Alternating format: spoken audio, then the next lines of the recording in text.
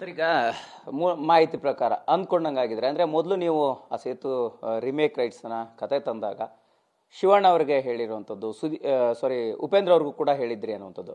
ಆ ಉಪೇಂದ್ರ ಅವ್ರಿಗೆ ಮತ್ತು ಶಿವಣ್ಣ ಅವರಿಗೆ ಕತೆ ಹೇಳಿದಾಗ ಅವರ ರೆಸ್ಪಾನ್ಸ್ ಹೆಂಗಿತ್ತು, ಯಾವ ಕಾರಣಕ್ಕೆ ಅದು ಆ ಟೈಮಲ್ಲಿ ಅವ್ರು ರಿಜೆಕ್ಟ್ ಮಾಡಿದ್ರು, ಸೊ ಅದಾದ ನಂತರ ಇವ್ರು ಒಪ್ಕೊಂಡಿದ್ದು ಹೆಂಗೆ ಅಂತ?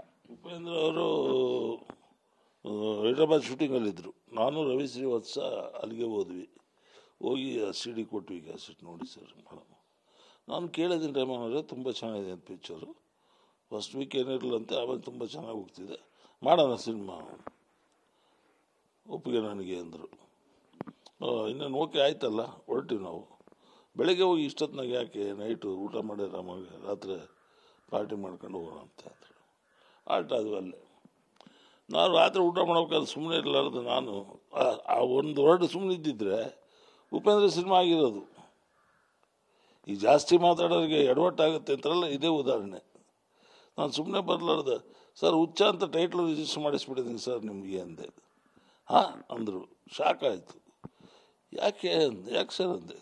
ಅಲ್ಲ ರೀ ನನ್ನ ಮೊದಲೇ ಹುಚ್ಚ ಅಂತಾರೆ ಜನ, ನನ್ನ ಪಿಕ್ಚರು ಅವೆಲ್ಲ ನೋಡಿ, ಆದರೆ ನೀವು ಹುಚ್ಚ ಅಂತ ಬರೀ ರಿಜಿಸ್ಟರ್ ಮಾಡಿಸಿದ್ರಿ ಟೈಟ್ಲ, ಹಾಗಾದ್ರೆ ನಾನು ಮಾಡಲ್ಲ ಸಿನಿಮಾ. ಸೀರಿಯಸ್ಸಾಗಿ ಹೇಳ್ಬಿಟ್ರು. ಬೇಡ ಬಿಡಿ ಸರ್ ಅಂತ ವಾಪಸ್ ಬಂದ್ವಿ. ಶಿವಣ್ಣಗೆ ಹೋಗಿದ್ವಿ, ಶಿವಣ್ಣ ಕೊಟ್ವಿ. ಗೀತಾ ಮಾರ ನೋಡಿದರು, ಅವರು ಆ ಬೋಡಿ ಓಡಿಸೋದು ಕ್ಯಾರೆಕ್ಟರ್ ಆಗಲ್ಲ, ಬೇಡ ರೆಹಮಾನ್ ಅಂದರು. ಹಂಗೆಲ್ಲ ಇದ್ದಾಗ ಪೆಂಡಿಂಗು ಇವ್ರದ್ದು ಇದು ನಡೆದಿದ್ದು ಘಟನೆ. ಅವಾಗ ಎರಡು ಯಾವಾಗ ಇದಾಯ್ತ, ಇವ್ರನ್ನ ಇಟ್ಕೊಂಡು ಮಾಡೋಣ ನೋಡೋಣ ಅಂತ. ನಮ್ಮ ಮನೆಗೂ ಸ್ಪರ್ಶ ಸಾಂಗ್ ನೋಡ್ತಿದ್ರಲ್ಲ, ನನ್ನ ದೊಡ್ಡ ಮಗಳು ಎರಡನೇ ಮಗಳು ಎಲ್ಲ, ಇವ್ರು ನಾಲ್ಕು ಮಾಡಿ ದೊಡ್ಡ ಹೀರೋ ಆಗ್ತಾನೆ. ನಾನು ನನ್ನ ಮಗಳಿಗೆ ಬೈದೆ, ಏನೇ ಅಮ್ಮ ಹಂಗೆ ಇದ್ದಾರೆ, ಅವ್ರು ಹೆಂಗೆ ಹೀರೋ ಆಗ್ತಾರೆ, ಇರೋ ಸ್ಪರ್ಶ ಮಾಡಿದರೆ ನಾವೊಂದು ಹುಚ್ಚ ಮಾಡಿಬಿಡೋಣ, ಟೈಟ್ಲ್ ಬೇರೆ ಹುಚ್ಚ, ಯಾರಿಗೆ ಎಫೆಕ್ಟ್ ಆಗುತ್ತೋ ಗೊತ್ತಿಲ್ಲ, ಮಾಡಿಬಿಡೋಣ ಅಂತ ಮಾಡಿದ್ವಿ. ಸರಿ, ಈಗ ಸಹಜವಾಗಿ ಹುಚ್ಚ ಅನ್ನೋಂಥದ್ದು ಸಹಜವಾಗಿ ಕೆಲವರು ಅಂದರೆ ನೆಗೆಟಿವ್ ಟೈಟ್ಲ್ ಆಗುತ್ತೆ ಅನ್ನೋಂಥದ್ದು, ಮತ್ತೆ ತಲೆ ಬೋಳ್ಸುವಂಥ ವಿಚಾರಕ್ಕೆ ಕೂಡ ಅವತ್ತು ಬಿಟ್ಟಿದ್ರು.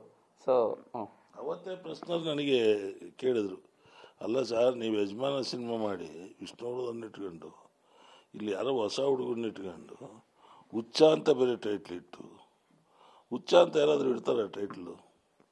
ನಾನು ಹೇಳಿದೆ, ಮೂರ್ತಿ ಇದ್ರಲ್ಲ ಅವಾಗ, ಅವ್ರು ಕೇಳಿದರು, ಅಣ್ಣವರೇ ಬಲೆ ಹುಚ್ಚ ಅಂತ ಇಟ್ಟಿದಾರಲ್ರಿ, ನಾವು ಬರೇ ಹುಚ್ಚ ಇದು ಇರಲಿ ಬಿಡಿ ಅಂದೆ. ಎಸ್, ಈಗ ಅವತ್ತು ಸುದೀಪ್ ಅವರ ಒಂದು ಸಿನಿಮಾ ಮಾಡುವಂಥ ಆಲೋಚನೆಗಳು, ಕನಸುಗಳು ಸೊ ಹೆಂಗಿತ್ತು? ಇವತ್ತು ಅವ್ರ ಜರ್ನಿ ನೋಡಿದಾಗ ನಿಮ್ಗೆ ಏನು ಅನಿಸುತ್ತೆ ಸರ್? ನೀವು ಅವತ್ತು ಕೂಡ ನಿರ್ಮಾಪಕರಾಗಿ ಆರಂಭದ ದಿನಗಳಲ್ಲಿ ಇವತ್ತು ಅವ್ರು ನೋಡಿದ್ರೆ ನನಗೆ ಇವತ್ತು ಕನಸು ಅನಿಸುತ್ತೆ. ಅವತ್ತು ನಮಗೆ ಕನಸು ಅಂತ ಏನು ಅನ್ನಿಸ್ಲಿಲ್ಲ. ಆ ಪಿಕ್ಚರ್ ಮಾಡಿದ್ದೇ ನಮಗೆ ಗೊತ್ತಿಲ್ಲ ಹೆಂಗೆ ಮಾಡಿದ್ವಿ ಅಂತ, ಆ ರೀತಿ ಮಾಡ್ಕೊಂಡು ಹೋದ್ವಿ. ನಾನು ಕೆಲವು ಕಂಡೀಷನ್ ಹಾಕಿದ್ದೆ ಓಂ ಪ್ರಕಾಶ್ಗೆ, ನಾನು ಹೇಳಿದ ಲೊಕೇಶನ್ ಆಗಬೇಕು, ನಾನು ಹೇಳಿದ ಹೀರೋಯಿನು, ನಾನು ಹೇಳಿದ ಆರ್ಟಿಸ್ಟು, ಯಾವ ಬದಲು ಮಾಡೋಂಗಿಲ್ಲ, ಹಂಗಾದರೆ ನೀನು ಡೈರೆಕ್ಷನ್ ಮಾಡಿಲ್ಲ ಅಂದರೆ ಬೇಡ, ನಮ್ಮ ಚಿತ್ರದುರ್ಗ ಕಡೆ ಶೂಟಿಂಗು, ಸಾಗರ ಶೂಟಿಂಗು, ನಾನು ಹೇಳಿದ ಥರ ಮಾಡಬೇಕು, ರಾಜೇಶ್ ರಾಮನಾಥ್ ಸಾಂಗ್ ಯಾವ ಕೊಡ್ತಾನೋ ಅವೇ ಮಾಡಬೇಕು, ಈ ಒಂದೇ ಮಾತ್ರ ಆಡ್ದಂಗೆ ಅದು ಇದು ಚೇಂಜ್ ಮಾಡೋಕ್ಕೆ ನಾನು ಕೊಡಲ್ಲ ಅಂತ ಕಂಡೀಷನ್ ಹೇಳಿದ್ದೆ. ಹೀರೋ ಬೇರೆ ಏನೂ ಮಾತಾಡ್ತಿರಲಿಲ್ಲ ಪಾಪ, ಅವರು ಹೀರೋಯಿನ್ ಯಾರು ಅಂತ ಕೇಳಲಿಲ್ಲ. ಯಾಕಂದರೆ ಫಸ್ಟ್ ಪಿಕ್ಚರ್ ಅಲ್ಲ, ಸೆಕೆಂಡ್ ಪಿಕ್ಚರ್, ಮೂರನೇ ನಾಲ್ಕನೇದು, ಬಟ್ ಯಾವ ರೆಕಗ್ನೈಸ್ ಆಗಿಲ್ಲ. ತಾಯವ ಬಾಯವ ಏನೇನೋ ಮಾಡಿದ್ರು ಅವರು, ಅವನ್ನೆಲ್ಲ ನಾವೇನು ಸುಮಾರು ಅಂತ ಹೇಳಲ್ಲ, ಹೋಗಿಲ್ಲ. ಇವತ್ತು ಯಾವತ್ತು ಯಾರೇ ನಟರಿಗೆ, ದೊಡ್ಡ ನಟರಿಗೆ ಆಗಲಿ ಸಣ್ಣರಾಗಲಿ, ಮಾರ್ಕೆಟ್ ಬಂದು ಪಿಕ್ಚರ್ ಇಟ್ಟಾದಾಗ ಆ ದೊಡ್ಡ ನಟ ಅನ್ನೋದು, ನಾವು ದೊಡ್ಡ ಕಲಾವಿದ ಅನ್ನೋದು. ಈಗ ಯಜಮಾನ ಬರೋದಕ್ಕಿಂತ ಮುಂಚೆ ವಿಷ್ಣುವರ್ಧನ್ ಸರ್ದ 2-3 ಸಿನಿಮಾ ಹೋಗಿರಲಿಲ್ಲ. ಯಜಮಾನ ಬಂದಮೇಲೆ ಆ ರೇಂಜೇ ಚೇಂಜ್ ಆಯಿತು.